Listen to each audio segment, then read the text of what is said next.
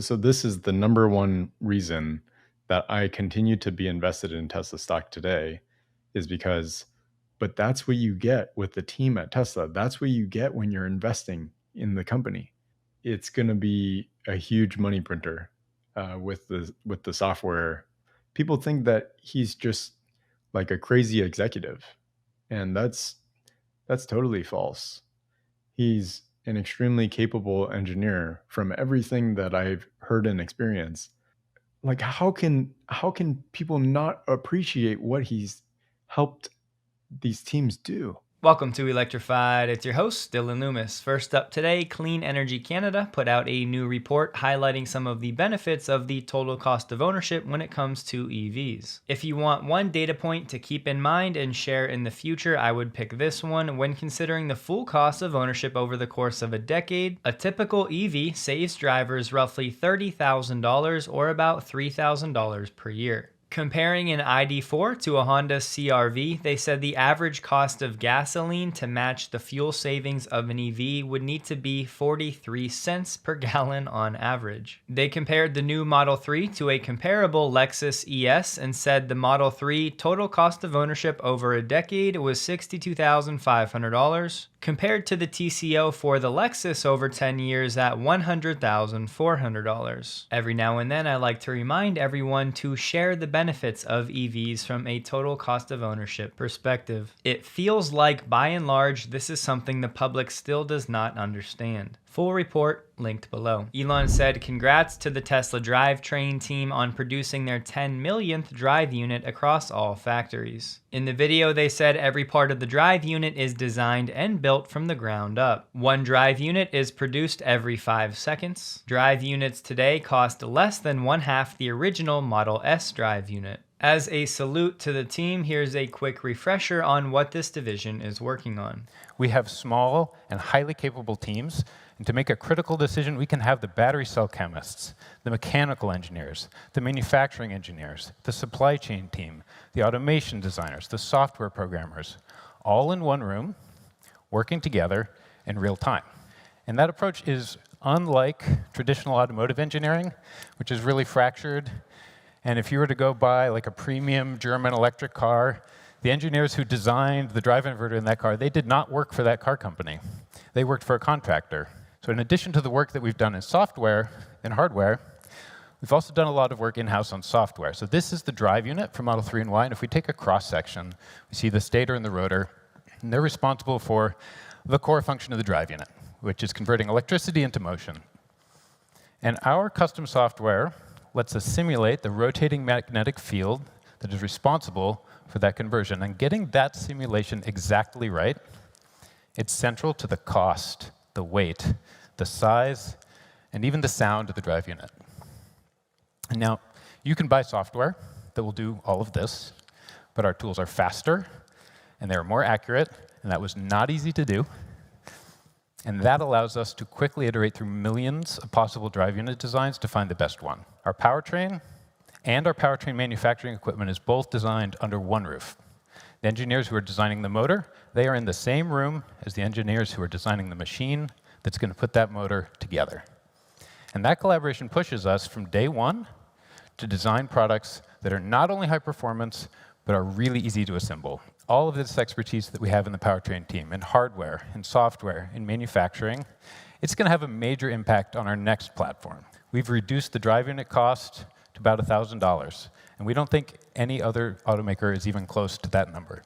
It's tough to contextualize this milestone, but knowing that these teams started from ground zero and were at one point trying to build a couple units per day to hitting 10 million cumulative is pretty awesome. Certainly some unsung heroes at these departments that don't get a lot of limelight but play a huge role in Tesla hitting all of their efficiency metrics that we've come to know and love. A Reddit user leaked 2 photos of what we believe to be the Model Y Juniper refresh, which is supposedly coming sometime in 2025. There's at least a non-0% chance this could be a different next-gen vehicle, but From what I see here, I would say it looks like the Model Y. However, going with this light bar on the rear, that would be a differentiation from the Highland Model 3. This is the only other image we get. You can see the interior ambient lighting, and if you look closely at the seat, it does look like it has ventilated seats. Everything else from the dash to the armrest looks pretty familiar, including some of this micro suede material. I believe this is technically Alcantara, and I do think there are differences between that and suede, but they do get used interchangeably even if by mistake. Perhaps there will be some significant distinctions for the Juniper refresh compared to the new Model 3. We bought our Model Y February of this year, but the plan all along has been to trade that in whenever the Model Y refresh is here and has AI 5 confirmed. We wanted to ride with Hardware 4 for roughly 2 years or so, and Elon did just confirm that AI 5 is around 18 months away from high volume production.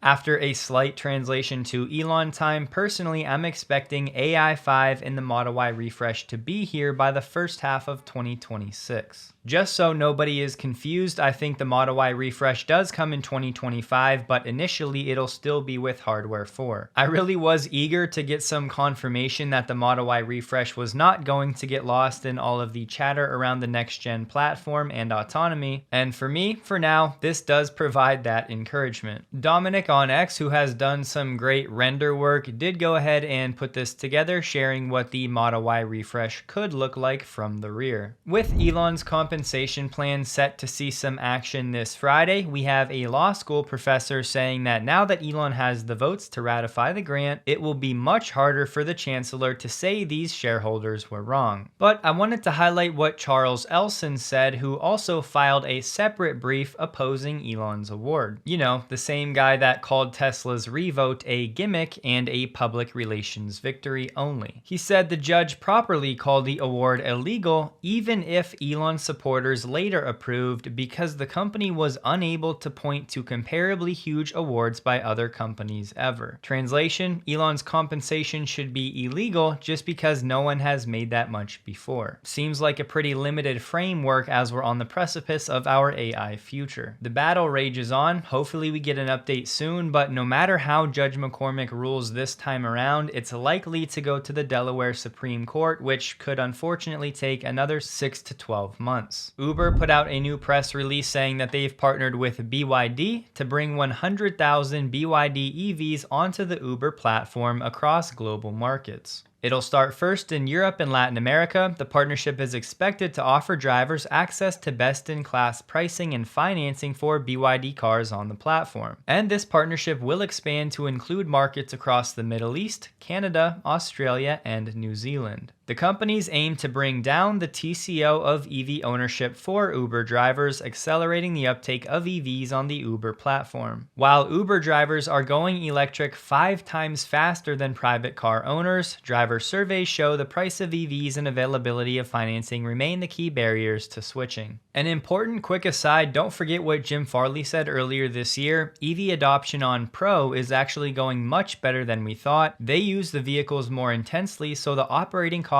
on the energy side are much better than they thought. We can't make enough e-transits. Just another thought to keep in mind when people in your circle say, oh yeah, EV demand is slow. Don't forget you can bring up the commercial side with those talking points and also all of the police fleets. Last mile delivery, I think that all sets the stage for what the Tesla Semi will do, because it really does just boil down to the unit economics. It's much less personal or political on the commercial side. Back to Uber and BYD, the joint effort may also include discounts on charging, vehicle maintenance, or insurance, as well as those financing and lease offers. They also plan to collaborate on future BYD autonomous capable vehicles to be deployed on the Uber platform. Uber is well positioned to bring autonomous vehicle tech to a global audience at scale, something to keep in mind when Tesla's time comes. They said many riders also tell us their first experience with an EV is on an Uber trip. I would expect Uber to continually do as much hedging as possible when it comes to finding an autonomous solution so that their model is not totally blown up when Tesla's robotaxi arrives. But a BYD spokesperson said April of last year that fully autonomous driving is basically impossible and that the technology would be better applied to manufacturing.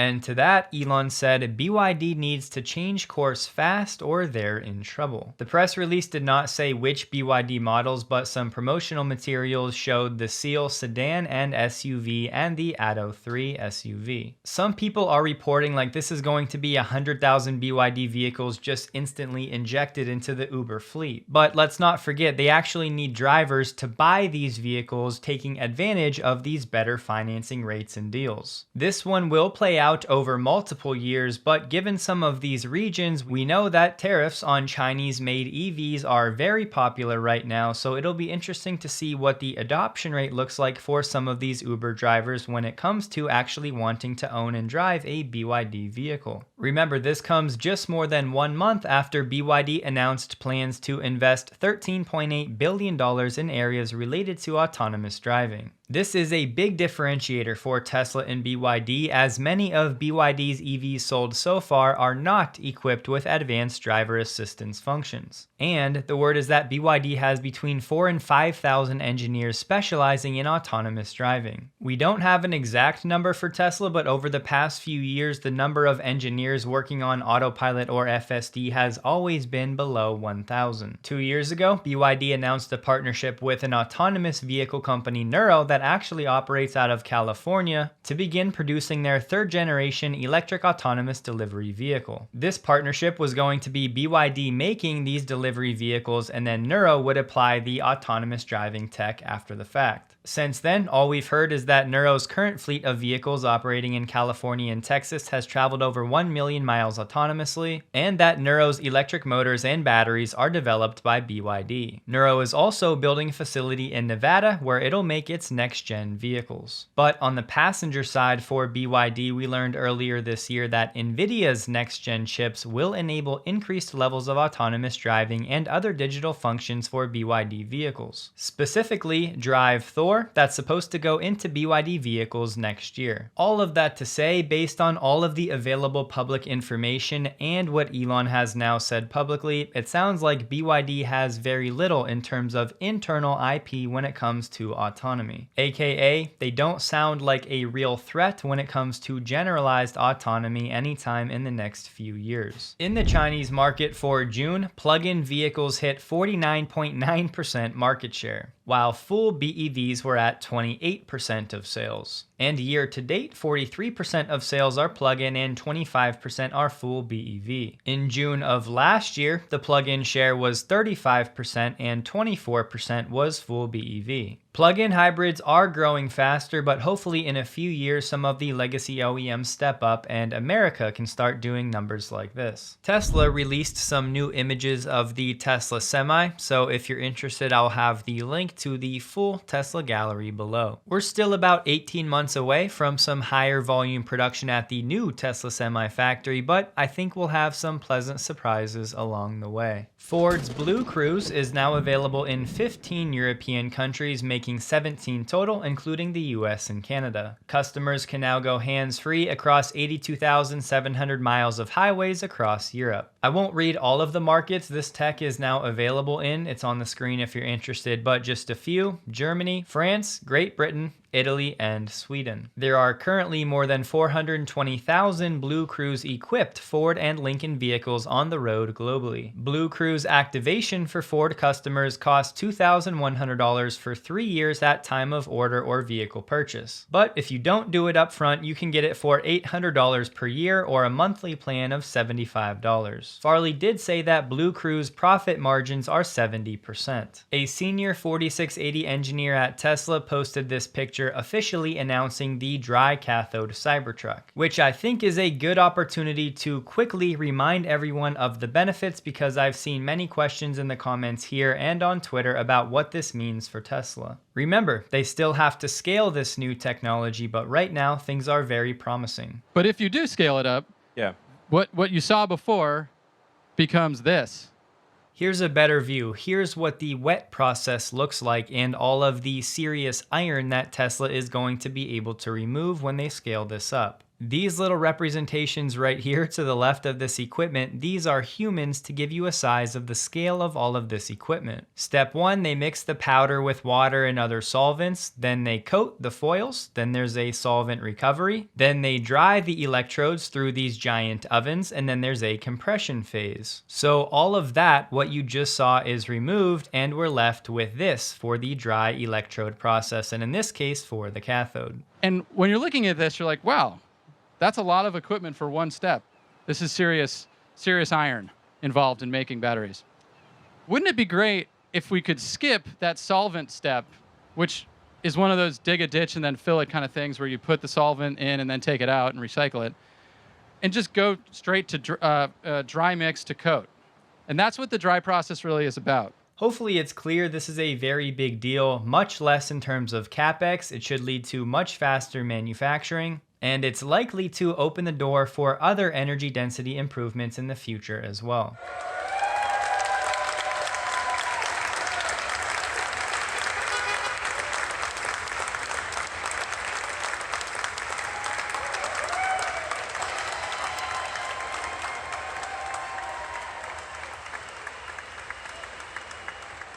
That was a pre-production Lucid Gravity from Arizona. The UAW has officially decided to endorse Kamala Harris for president. Just when everyone could exhale that the Elon and Zuckerberg fight looked very unlikely, well, now the president of Venezuela and Elon have apparently agreed to a fight on national TV. On X, Elon said, "I accept." But he also said that he will chicken out. You'd have to think if something like this were to actually ever happen that there would be some ground rules and some safety precautions taken, but accidents happen and Elon does already have pre-existing injuries. If you're interested in the new Audi A6 that will be available in Europe later this year and in the United States supposedly in the first half of next year, Kyle Connor from Out of Spec just put out a good video. The Avant styling, the one that looks a bit more elongated in the back, will only be for the European market. But the Sportback for the US market could be high 300s when it comes to EPA range, so one to keep an eye on for next year. The Fed did hold rates steady today, but they indicated inflation is getting closer to its target, but they said more progress is needed before rate reductions can happen. That chatter aside though, the Fed Watch tool now has an 87.5% chance we get a 25 basis point cut at the September meeting, which is 2.5% lower than it was just 1 week ago, but that's because we now have a 12.5% chance that we get a 50 basis point cut, which was up 2.8% from 1 week ago. Tesla stock closed the day at $232.07, up 4.24%, while the Nasdaq was up 2.64%. But how about Nvidia today, up 12.8%, which means today it added back $329 billion in value. And before this move from the Nvidia highs, it had erased $1 trillion in market cap since that high just 1 month ago. So a $1 trillion fluctuation for Nvidia, something to look forward to in Tesla's future. If you're a fan of cinematography and the Cybertruck, I'd highly encourage this video from the Cybertruck guy. I'll have it linked below. I think it was a masterpiece. As someone who still does everything on his own, I've never farmed out anything. I don't have an editor. I really respect the amount of work it takes to make videos like this. And there are reasons I haven't hired anybody, but we'll save that for a video in the future. Hope you guys have a wonderful day. Please like the video if you did. You can find me on X, linked below. And a huge thank you to all of my Patreon supporters.